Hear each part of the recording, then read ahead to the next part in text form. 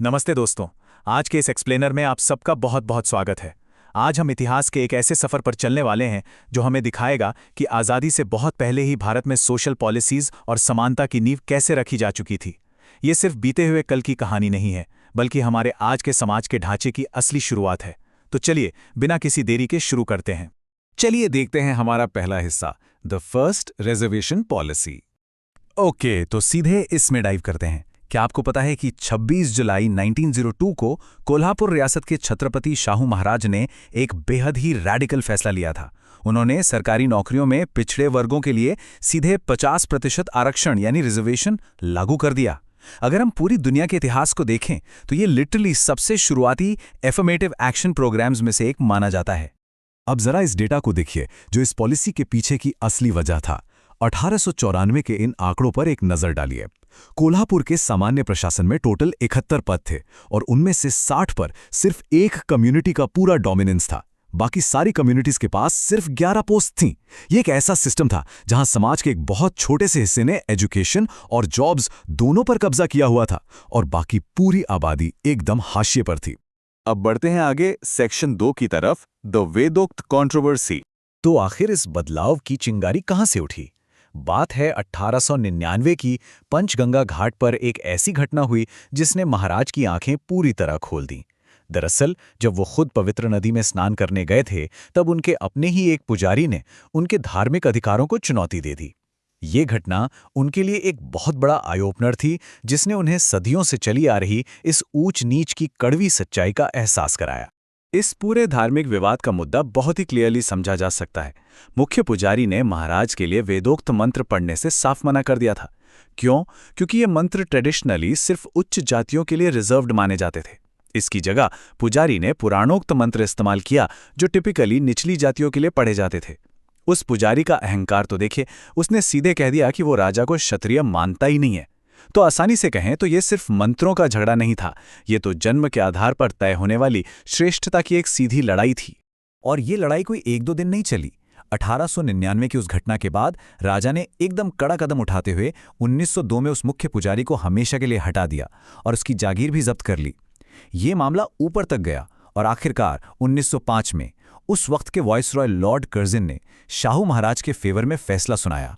इस पूरी 6 साल लंबी लड़ाई ने ना उनके जीवन का एक नया मिशन तय कर दिया और वो मिशन था इस सिस्टेमिक इनइक्वालिटी को जड़ से उखाड़ फेंकना। आगे बढ़ते हैं तीसरे हिस्से पर, चैंपियन ऑफ ट्रू इक्वालिटी। खैर, उनके सुधार सिर्फ कास्ट सिस्टम तक ही लिमिटेड नहीं थे। महिलाओं के अधिकारों के लिए उन्होंने जो कानून बनाए वो अपने टाइम से लिटरली बहुत आगे थे। 1919 में विधवा पुनर्विवाह को लीगल करना, बाल विवाह पर रोक लगाना, 1920 का हिंदू कोड बिल जिससे औरतों को संपत्ति का अधिकार मिला, देवदासी प्रथा को खत्म करना और सोचिए 1919 में ही डोमेस्टिक वायलेंस के खिलाफ कानून लाना, ये सारे कदम उस डीप रूटेड पितृसत्तात्मक सिस्टम पर एक बहुत बड़ा प्रहार थे। महात्मा ज्योतिराव फुले जैसे समाज सुधारकों से इंस्पायर होकर शाहू महाराज ने अज्ञानता या अविद्या को मिटाने के लिए कमाल के स्टेप्स लिए। भारतीय इतिहास में पहली बार 1912 से 1917 के बीच उन्होंने प्राइमरी एजुकेशन को पूरी तरह फ्री और कंपलसरी कर दिया। और तो और जिस भी गांव की आबादी 500 से 1000 के बीच थी वहां स्कूल बनाना जरूरी कर दिया गया। 1920 में छात्रों के लिए एक फ्री हॉस्टल भी खोला गया।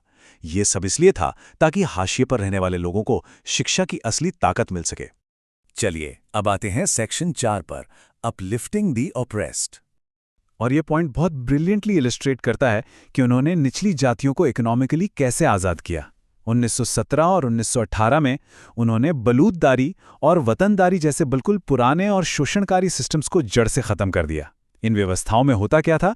अछूतों को जमीन का एक छोटा सा टुकड़ा दिया जाता था जिसके बदले उन्हें पीढ़ी दर पीढ़ी गांव की मुफ्त में सेवा करनी पड़ती थी। इस सिस्टम को तोड़कर राजा ने लिटरली उन्हें आज़ाद जमीन मालिक बना दिया। एकदम गेम चेंजर।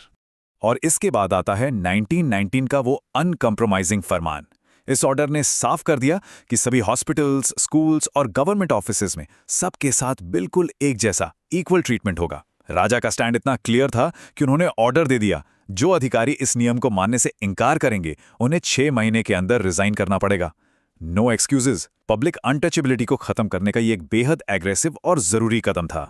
आखिर में आते हैं हमारे 5वें और आखिरी हिस्से पर, कॉन्स्टिट्यूशनल एंड मॉडर्न लेगेसी।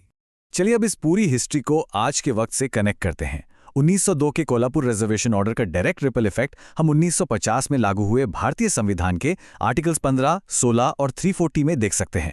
फिर उन्हीं आर्टिकल्स की वजह से 1953 में नेशनल लेवल पर कालेलकर कमीशन बना और आगे चलकर 1979 में फेमस मंडल कमीशन, मतलब कोल्हापुर से शुरू होकर सीधा हमारे मॉडर्न देश की नेशनल पॉलिसीज तक एक डायरेक्ट हिस्टोरिकल लाइन जाती है।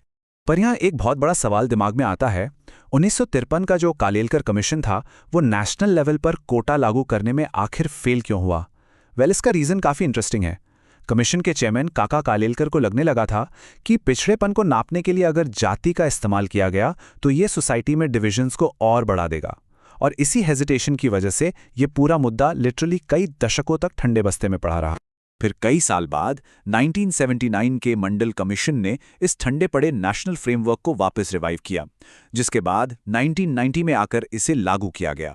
हाँ, ये पूरा दौर पॉलिटिकली और सोशली काफ़ी टर्बुलेंट रहा, और हम यहाँ किसी पॉलिटिक्स की बात नहीं कर रहे हैं, हम सिर्फ फैक्ट्स को न्यूट्रलिटी के साथ देख रहे हैं कि आखिरकार लंबे समय तक अटकी हुई शाहू महाराज की विजन एक नेशनली इंप्लीमेंटेड रियलिटी कैसे बनी। और अब इस एक्सप्लेनर को एक बहुत ही पावरफुल कोट के साथ एंड करते हैं।